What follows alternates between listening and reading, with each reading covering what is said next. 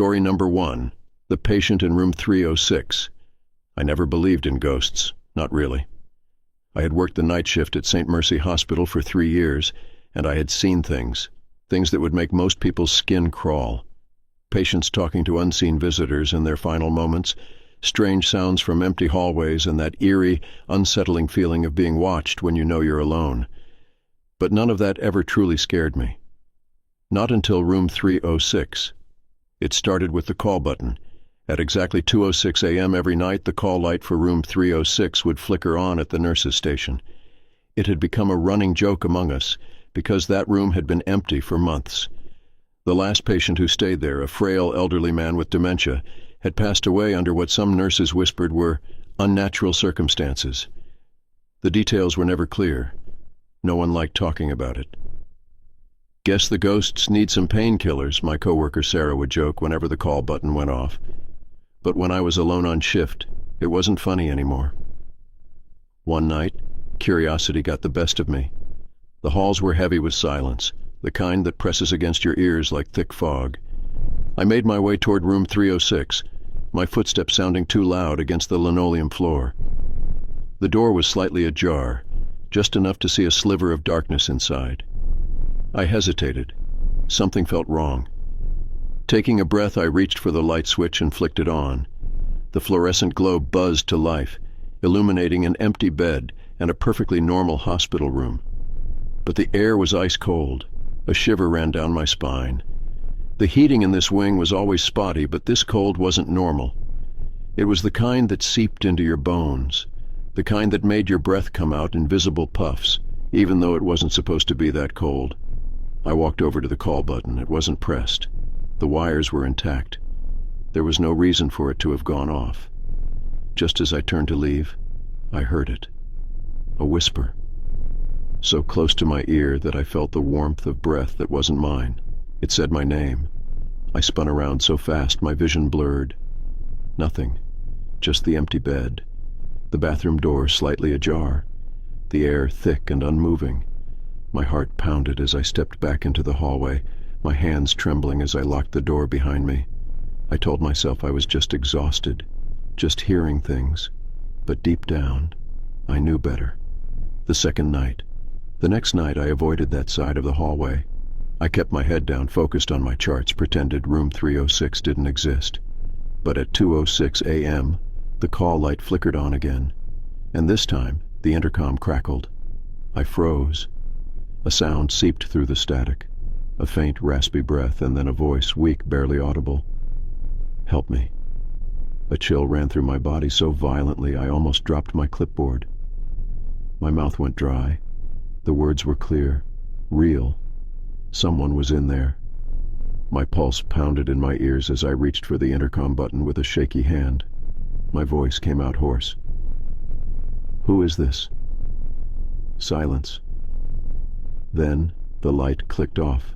The hallway seemed darker than before. I turned my head slowly, dreading what I might see. The door to room 306 was no longer locked. It was slightly open, wide enough for someone to be watching. I forced myself to look away, swallowing the fear clawing up my throat. I needed proof. I needed someone else to hear this. I ran to find Sarah. The third night. Sarah rolled her eyes when I asked her to check room 306 with me. "You're freaking yourself out over nothing," she sighed, but she followed anyway. As we stood outside the door, my heart pounded so hard it hurt. I could feel something inside, watching, waiting. I pushed the door open. The room was exactly the same, except for the smell. A rotting odor clung to the air, thick and suffocating. Sarah gagged. "What the hell is that?"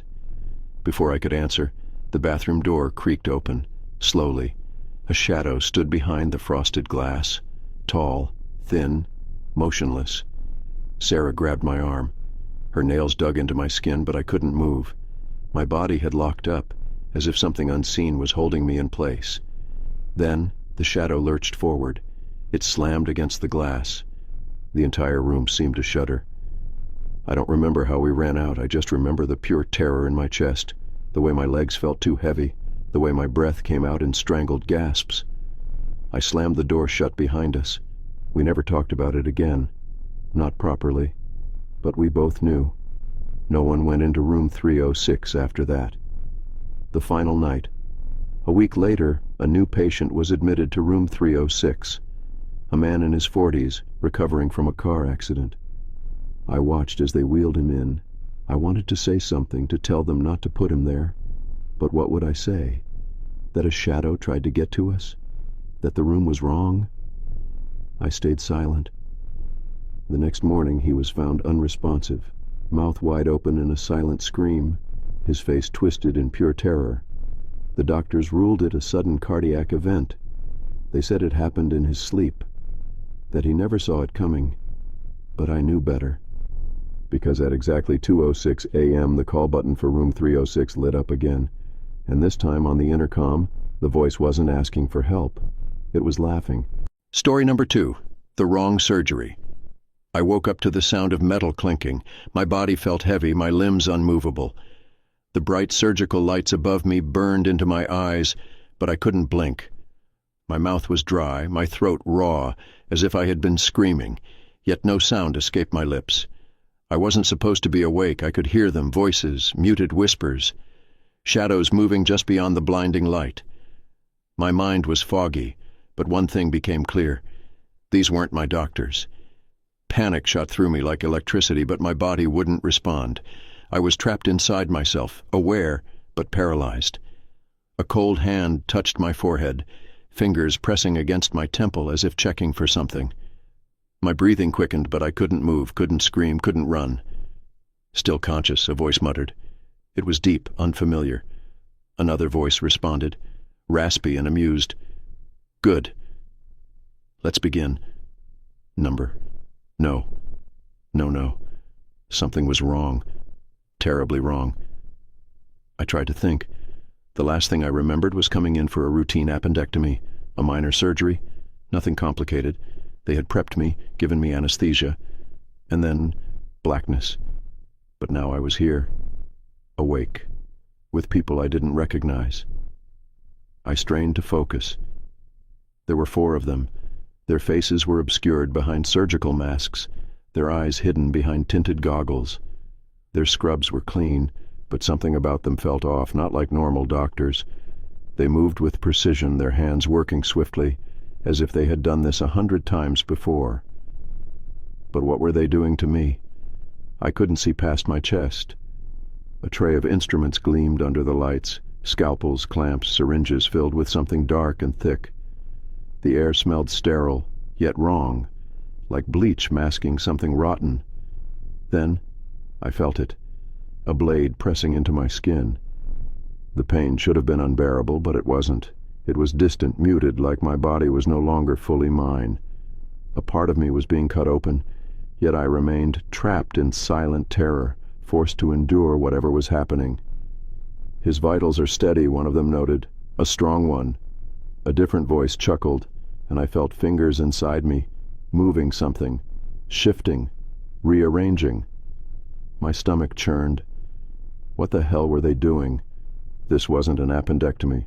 I fought harder against my body, willing my fingers to twitch, my lips to part, my throat to release even the faintest scream. But nothing. I was locked inside my own flesh, a prisoner to whatever this was. One of them leaned closer. His goggles reflected my own body, my skin pulled back, something pulsing beneath my ribs. Then he spoke. You weren't supposed to be here. A long pause. But now that you are, the blade dug deeper. Something shifted inside me, something cold, something wrong. My heartbeat stuttered. A new kind of panic gripped me, a primal fear, a warning from something deep inside. My body knew before I did. They were putting something inside me. My mind screamed, trying to wake up, trying to break free. I willed every nerve, every muscle to move, to fight, but I remained frozen, a helpless witness to whatever horror they were performing on me. The whispers grew urgent. The shadows moved faster. The pain became distant, then nothing. Blackness swallowed me again. When I woke up, I was back in my hospital room. The morning sun streamed through the blinds, casting warm golden light across the sterile white sheets. The machines beeped softly beside me. A dull ache throbbed in my stomach. My hands felt weak as I lifted them, trembling, and pulled back the hospital gown. A bandage covered my lower abdomen. The surgery was over. For a moment I thought maybe it had been a nightmare, a terrifying, vivid hallucination from the anesthesia. Then the nurse walked in. She smiled, checking my IV, my chart, the machines. "You're doing well," she said brightly. "The surgery went smoothly." I swallowed hard, my throat still dry. "My appendix." My voice came out hoarse. She paused. A flicker of confusion crossed her face. "Yes, of course." But something was wrong. I knew what a fresh surgery should feel like, the soreness, the healing wound, but this felt different, deeper. My body didn't feel like mine anymore. I waited until she left.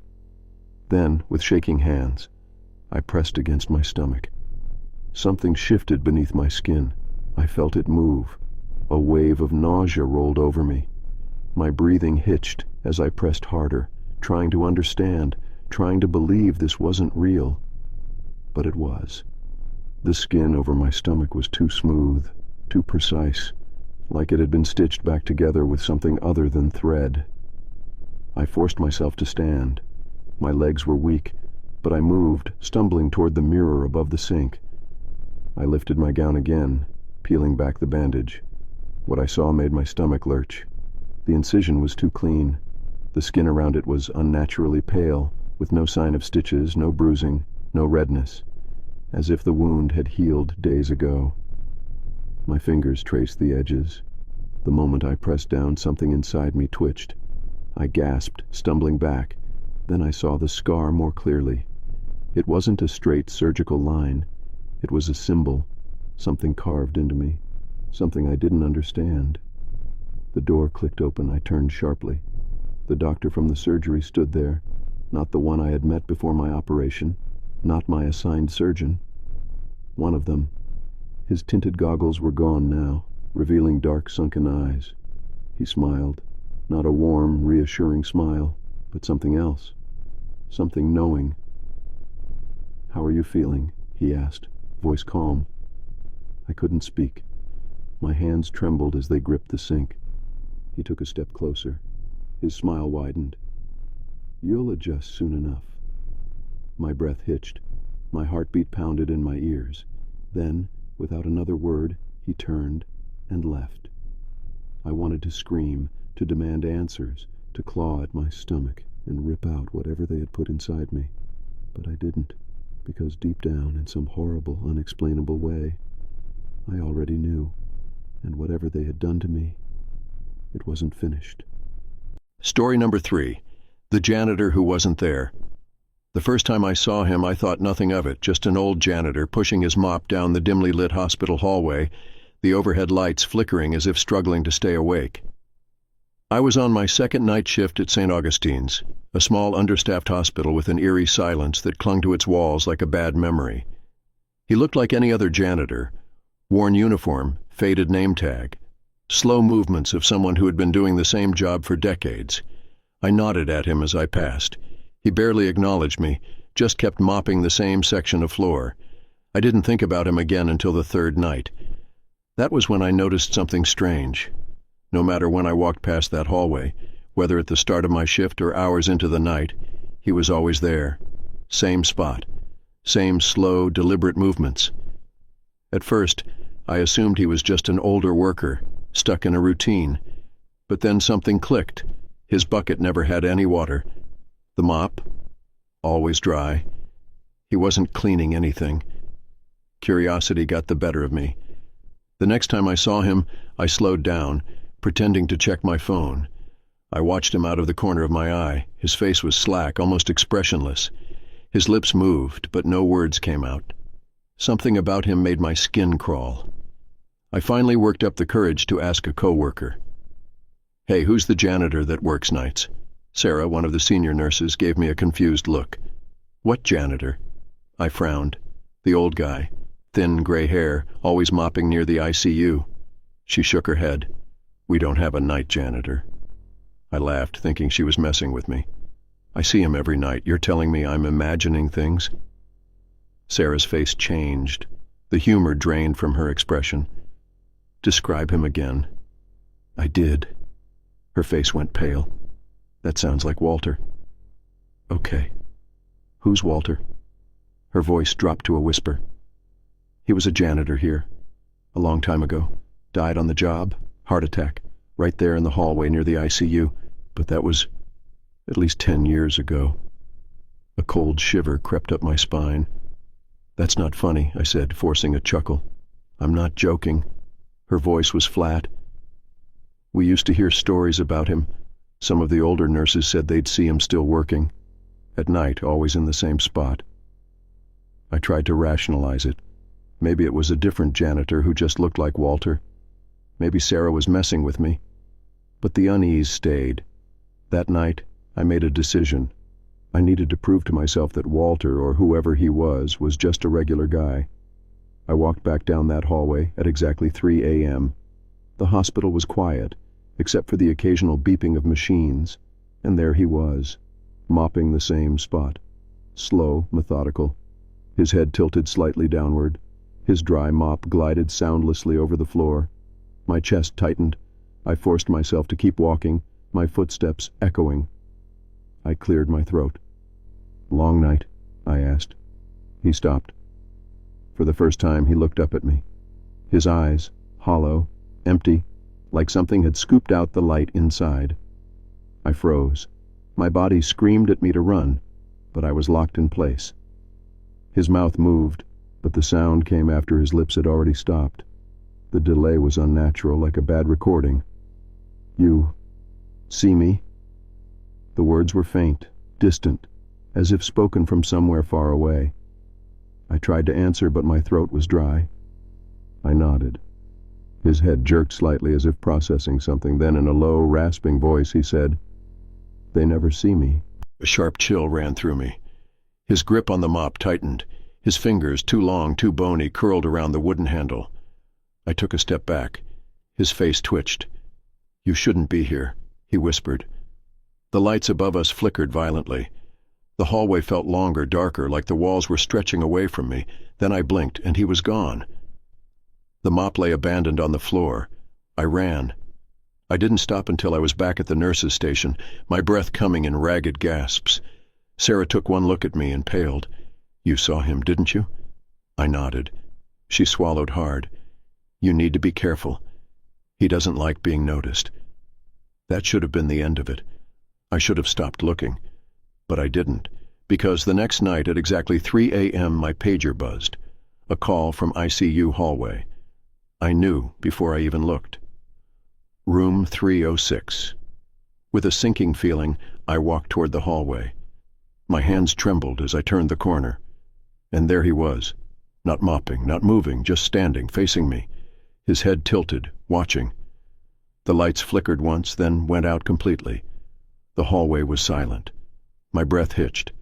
Then, right next to my ear, his whisper, "Now you're one of them."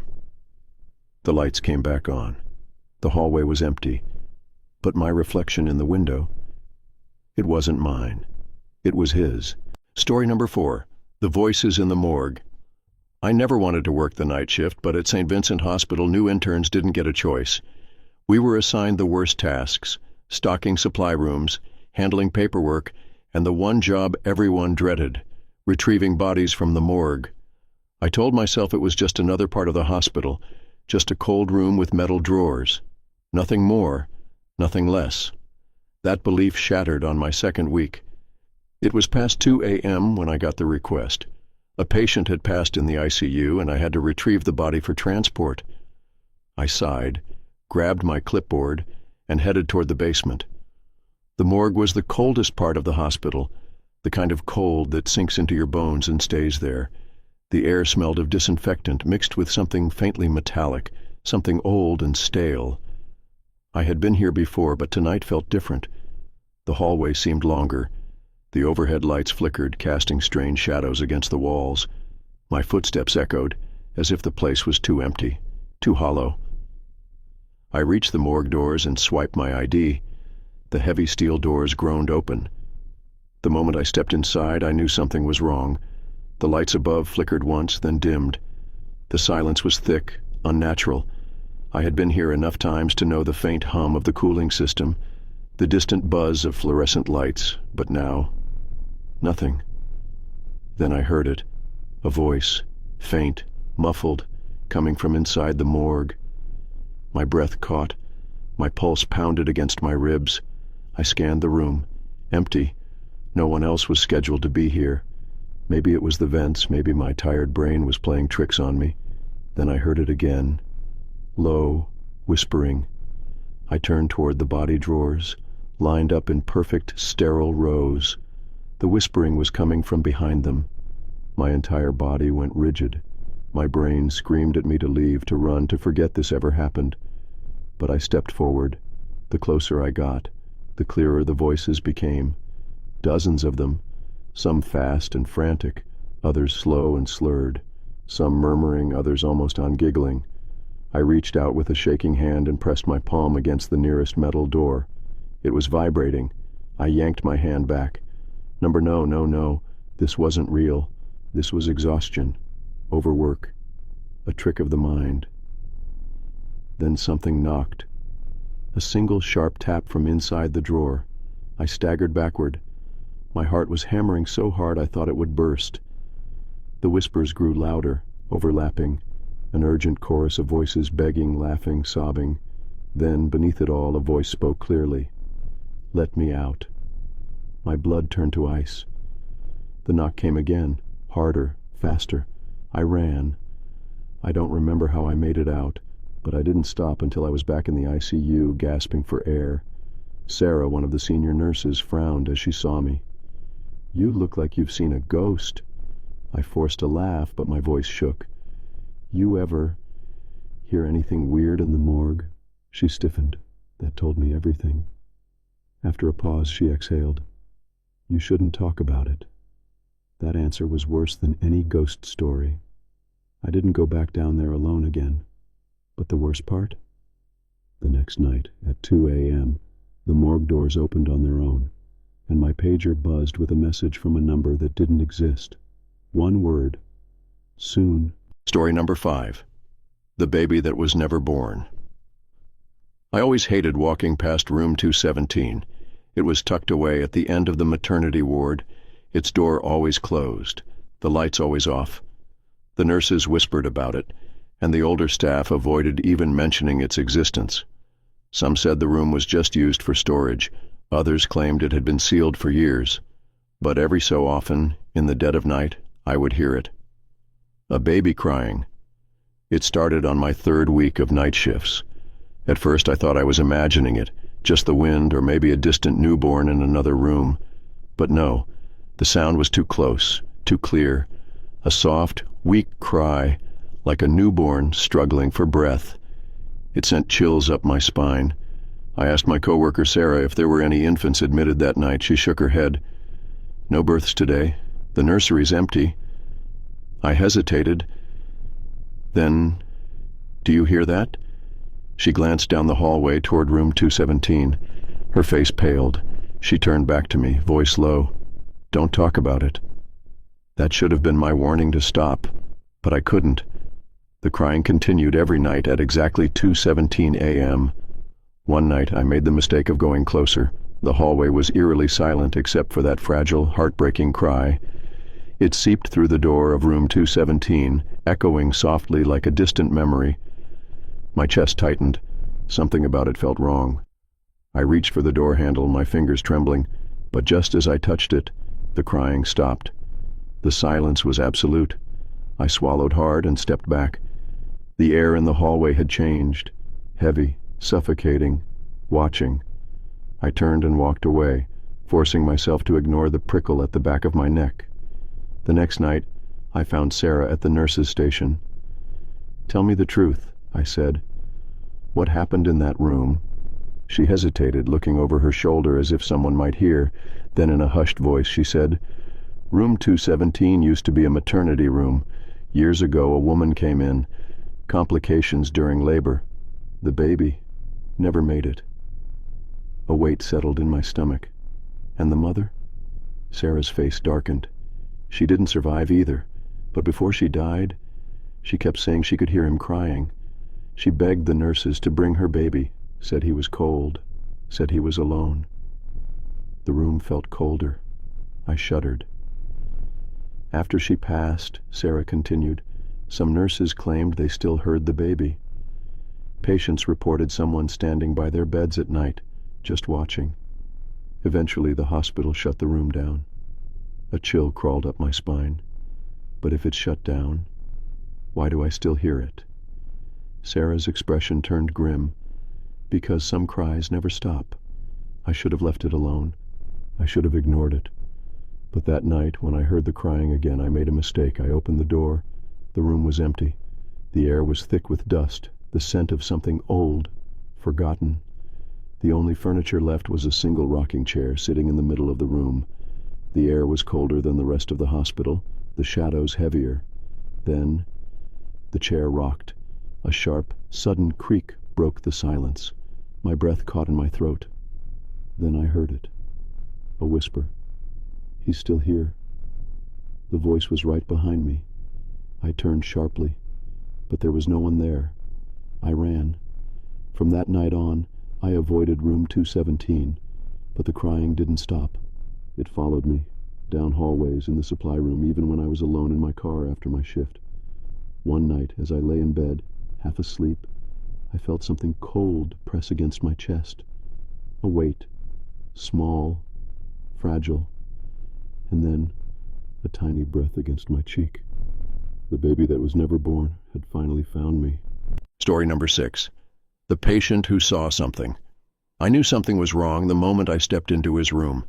The way he looked at me. Wide, bloodshot eyes, pupils blown out in fear, darting to the corners of the room as if something was lurking just out of sight. His hands gripped the blanket so tightly his knuckles had turned white. The heart monitor beeped faster than it should have for someone who was just recovering from a minor accident. "Mr. Gallagher," I said gently, trying to check his vitals. He flinched as if I had startled him, though I had barely moved. His lips trembled, his breathing shallow and ragged. "He's still here," he whispered. I frowned, glancing at his chart. He had been in a car accident 2 nights ago, nothing serious. Concussion, a few stitches. But his panic? That wasn't from physical pain. "Who's here?" I asked. His throat bobbed as he swallowed. Slowly, his eyes moved toward the ceiling. His lips barely parted as he whispered, "Don't you see him?" A slow chill crept up my spine. My gaze flickered upward. The fluorescent light buzzed softly. Nothing unusual. "I don't see anything," I said carefully. Gallagher shook his head violently. "He's watching. He never blinks." His voice dropped lower. "I can hear him breathing. Can't you hear it?" I couldn't, but the room felt wrong. I glanced at the security camera in the corner. A red light blinked steadily, recording as usual. I exhaled, forcing a smile. "You've been through a lot. Maybe your mind's just playing tricks." "No." His sudden outburst made me jump. "It's not my mind. I saw him. I saw his face." He grabbed my wrist with surprising strength. "He came with me, from the crash. He was there, standing on the road when no one should have been there." His fingers dug into my skin. I tried to stay calm. "Okay, what did he look like?" Gallagher's breath hitched. He didn't answer right away.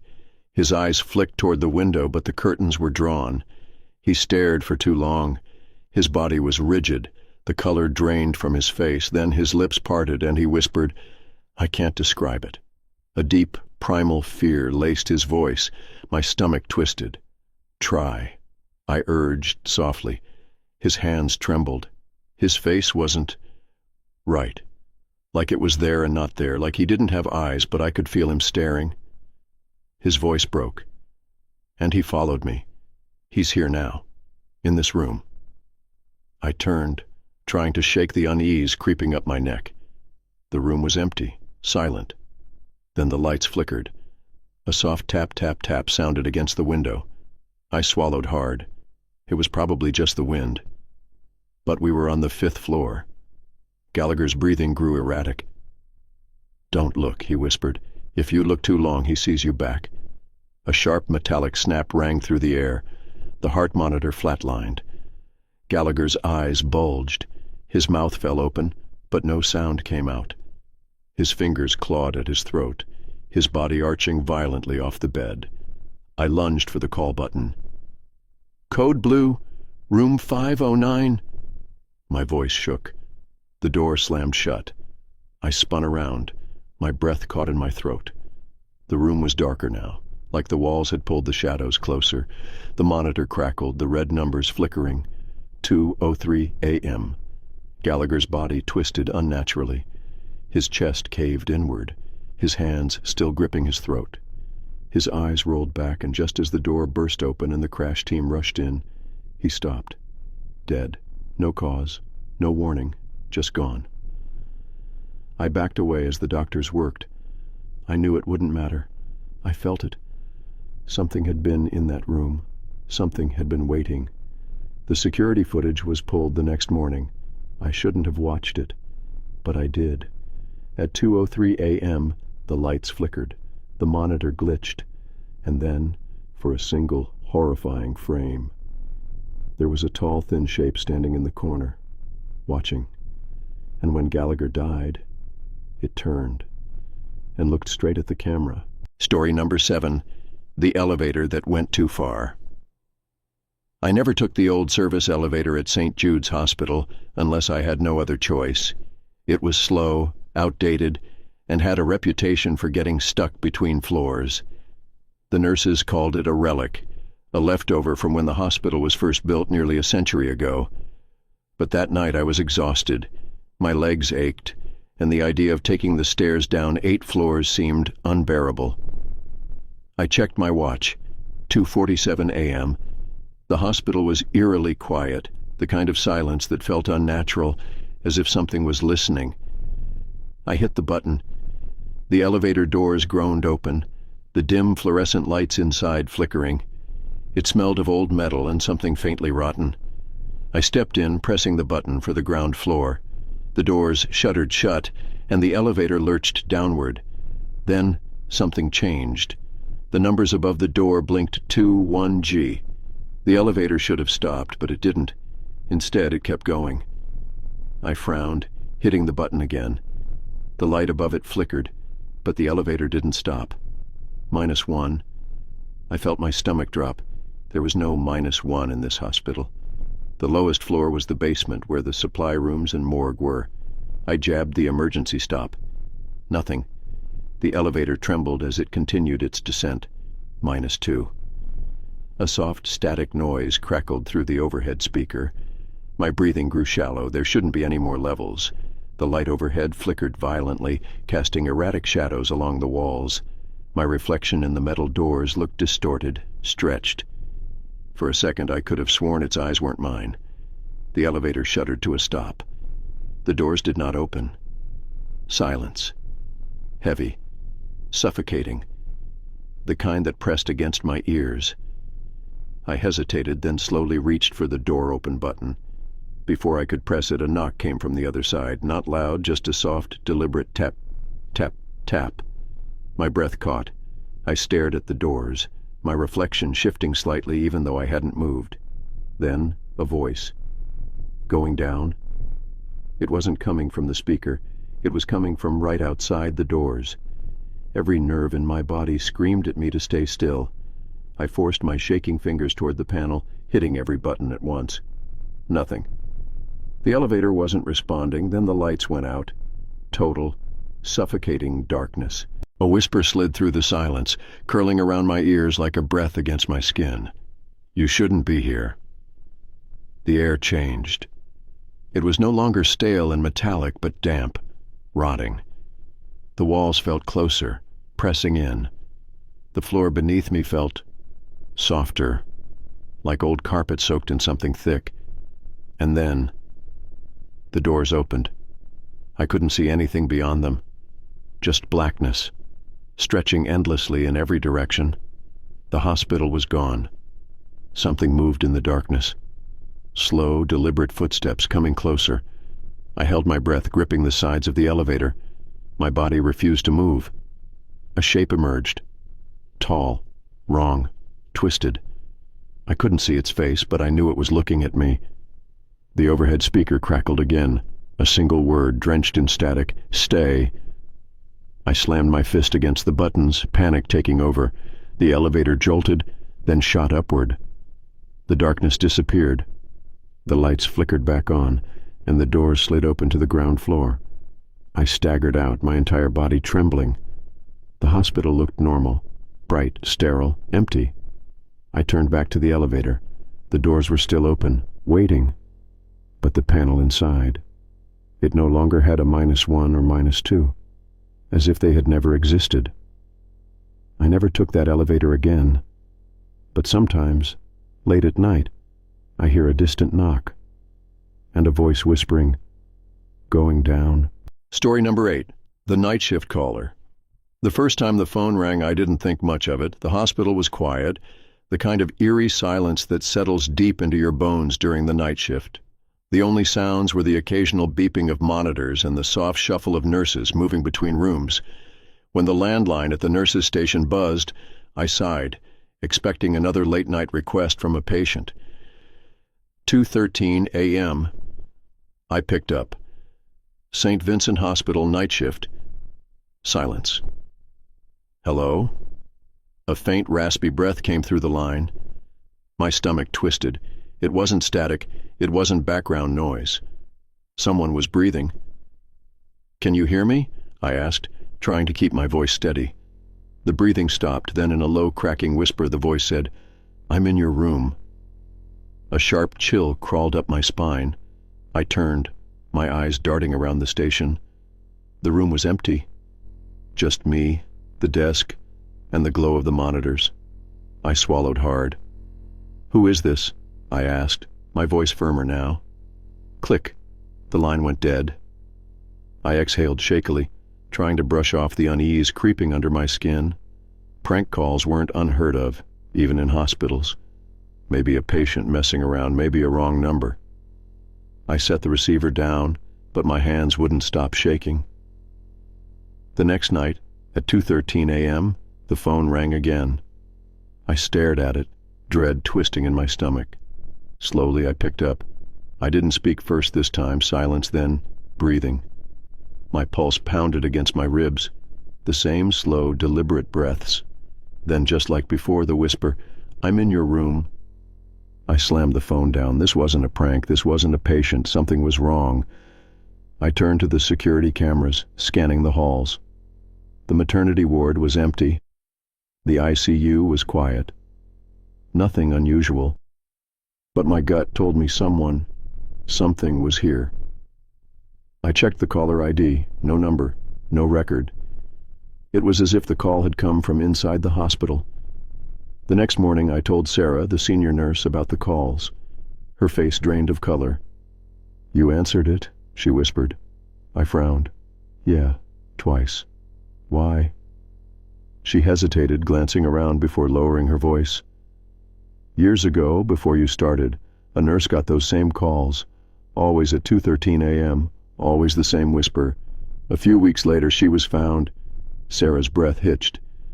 "She was found in room 213, she finished, voice barely above a whisper.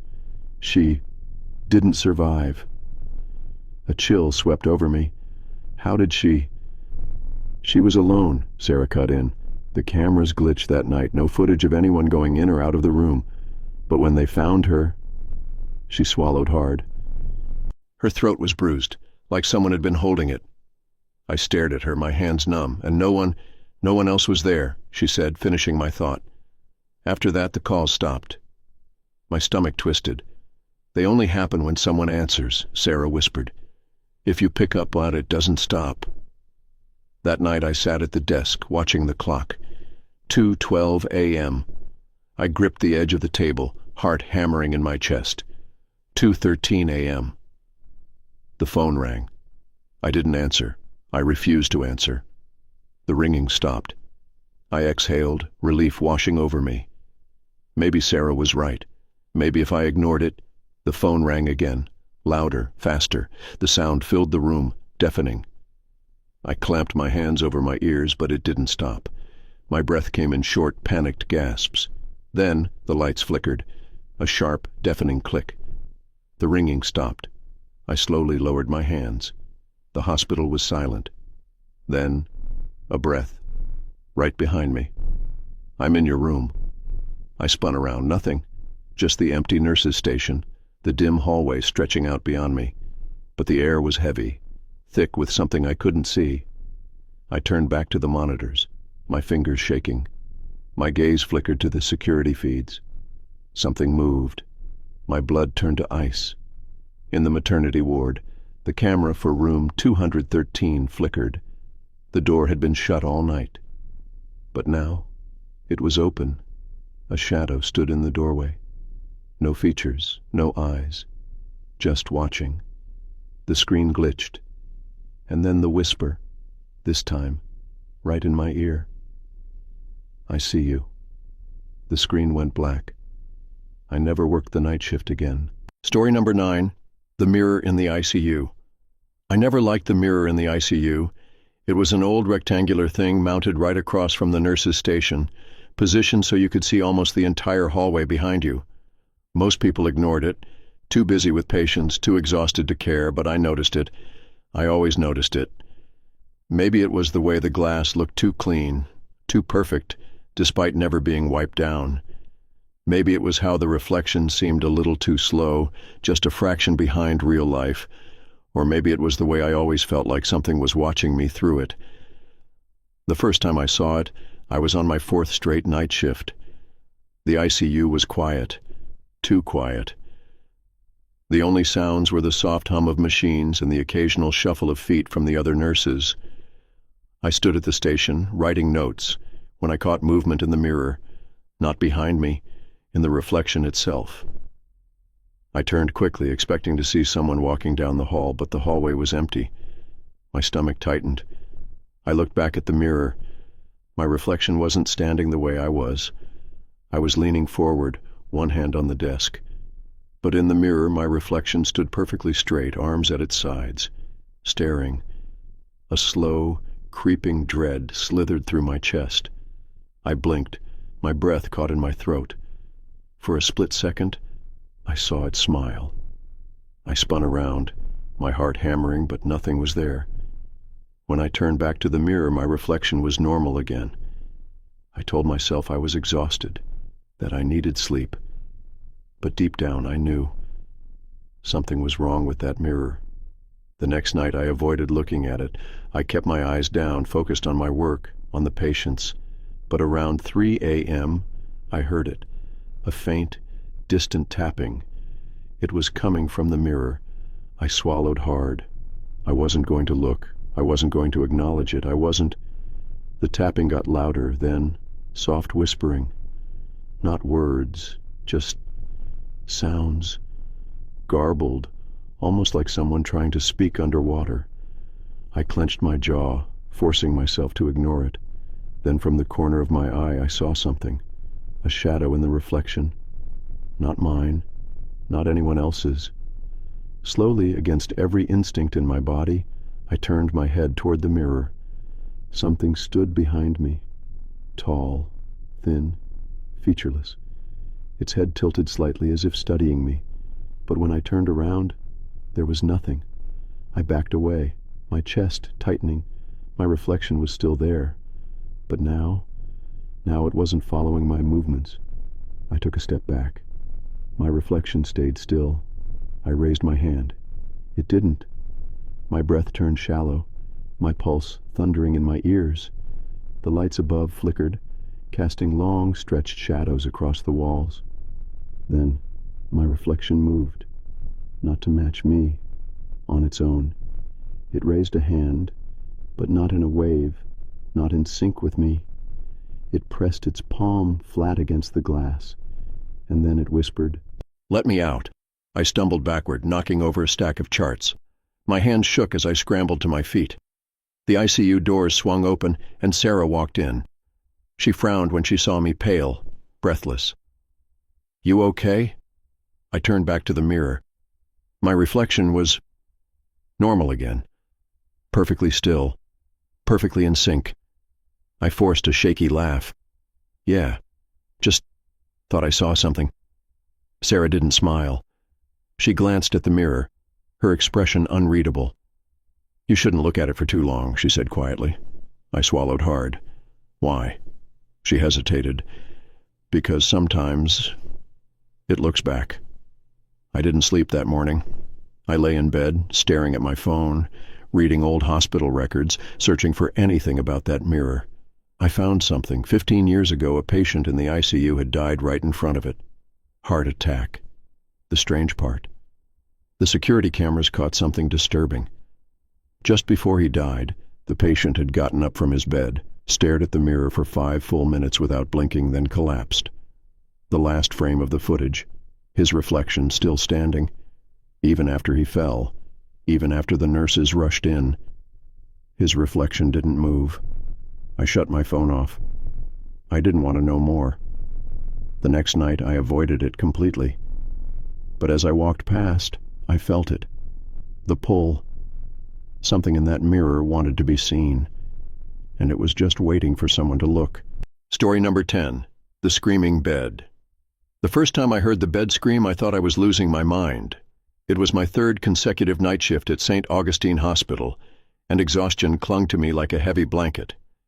The ICU was quiet, just the soft beeping of monitors and the occasional rustle of movement from a restless patient.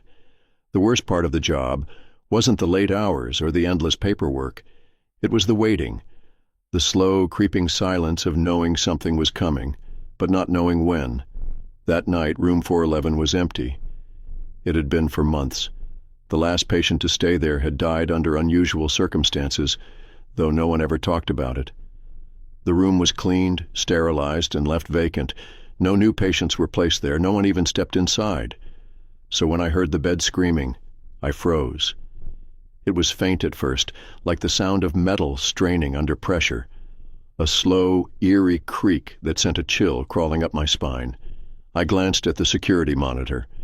Room 411's screen was black, glitched.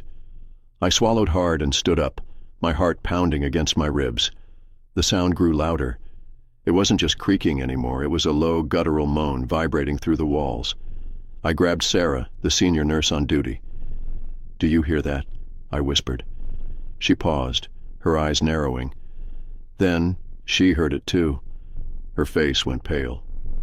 "Not again," she muttered under her breath. I grabbed her arm. "What do you mean, not again?" She hesitated, then finally spoke. "It happened before, years ago, every time room 411 was empty." A cold lump settled in my stomach. What happened? Sarah's voice was barely audible. "The bed. It screams." The sound shifted, turning into something that made my skin prickle. It wasn't mechanical anymore. It was human. A long, agonized wail that filled the hallway. I took a step back, my pulse hammering in my ears. "Someone's in there," I whispered. Sarah shook her head. "Number? It's the bed." I didn't believe her. I couldn't. Beds don't scream. I grabbed a flashlight and forced myself toward room 411. Every instinct screamed at me to turn around, to pretend I never heard anything. But I had to know. The moment I reached the door, the sound stopped. Silence. I swallowed hard and slowly pushed the door open. The room was cold, freezing, the kind of cold that sinks into your bones and settles there. The bed sat in the middle of the room, covered in a crisp white sheet. Nothing unusual, nothing wrong, but the air was thick, pressing against my skin like an unseen weight. I stepped closer, my breath fogged in front of me. Then the bed jerked violently. I stumbled back, my flashlight shaking.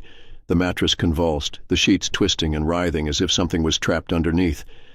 Then a blood-curdling scream tore through the air.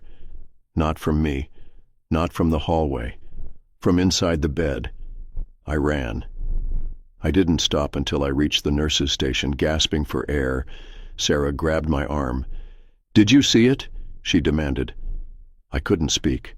My throat was dry, my mind reeling. She nodded like she already knew the answer. "We should have warned you." I stared at her. "Warned me about what?" She swallowed. "Room 411. The last patient that died there. They didn't go peacefully." I already knew I didn't want to hear the rest, but I had to. She hesitated before continuing. The patient was restrained. He kept screaming about something in the bed, said it was swallowing him. We thought he was delusional, sedated him, but... She took a shaky breath. One night, the cameras caught something. The bed moved, like something was inside it, pressing upward, writhing. When the nurses checked on him, I felt the blood drain from my face. Sarah's voice dropped to a whisper. He was gone. Just gone. No body, no sign of struggle. Just the bed and the sheets. She trailed off, but I understood. The screaming had stopped, because the bed had eaten him. I quit the night shift after that, but some nights when I drive past the hospital, I swear I can still hear it. The bed, screaming for more. If you made it this far, you're braver than most. But tell me, have you ever experienced something unexplainable? A shadow where no one stood? A whisper in an empty room? Drop your horror stories in the comments below. And if you love terrifying tales like this, hit that like button and subscribe for more spine-chilling stories. Don't forget to check out the videos appearing on your screen. They might just keep you up all night.